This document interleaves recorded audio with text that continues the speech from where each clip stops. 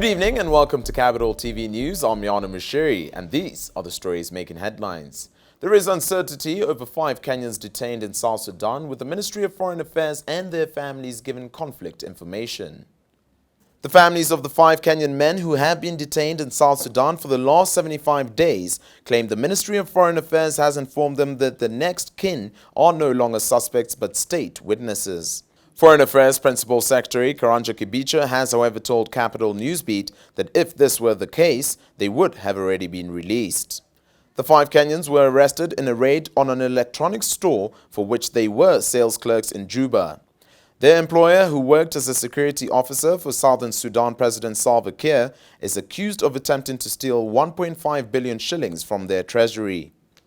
Auditor General Edward Ouko has appealed to the House Public Accounts Committee to impose sanction on accounting officers who failed to submit accounting reports within statutory timelines. Speaking when he presented his auditor report for the last financial year to the Oversight House team, Ouko wondered why the officers would delay making the documents available during the 3-month audit period. He said accounting officers in government ministries and agencies should not be allowed to use the PAC to hide their mistakes. This comes as his office came under fire for releasing a report which indicated that the national government had lost 67 billion shillings in an unexplained expenditure and pending bills. PAC Vice Chairman Jackson Ropp warned accounting officers to stern action if their ministries and government agencies are found to have misused public funds. President Uhuru Kenyatta has challenged women to use their numbers and voting power to boost gender equity. The president, who spoke during the launch of the 2/3 gender rule campaign, said women, who constitute over 50% of the country's population, were capable of bringing positive change in the country.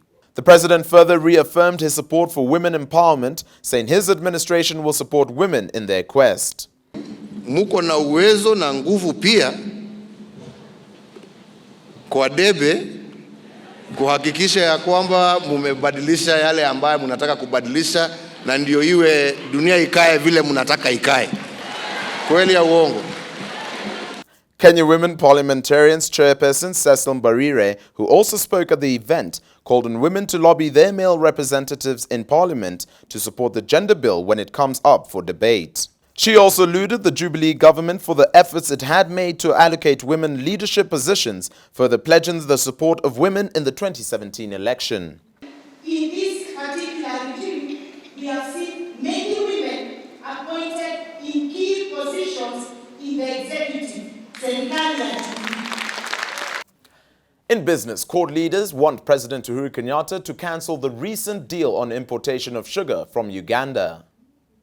They claim it will hike smuggling and dampening of cheap sugar in the country. Led by Kakamega Senator Boni Khalwale, court members claim that the deal will have more harm than good, especially for the already ailing sugar sector in Kenya. The answer is simple, Mr. President. Ugandan businessmen, together with business cartels in Kenya, among them government officials, will source sugar from other parts of the world, route it to Uganda, and return it to Kenya as Ugandan sugar. They will make a killing for themselves while killing our factories and killing our farmers. And finally, in sports, reports indicate former Harambee Stars and Tusker FC midfielder Osborne Monday is being held by anti-terrorism police on unspecified charges. According to family, Osborne was allegedly picked from his home in the early hours of Wednesday, and they reported him missing at Nairobi's Buruburu police station. As social media fears about the former Sofapaka FC star's whereabouts grew, his parents were informed he was being held for questioning by anti-terrorism police at Nairobi Area Police Station. And that's your Capital FM online TV news. For more on these and other stories, subscribe to our YouTube channel at Capital FM Kenya. I've been your host, Yana Mushiri.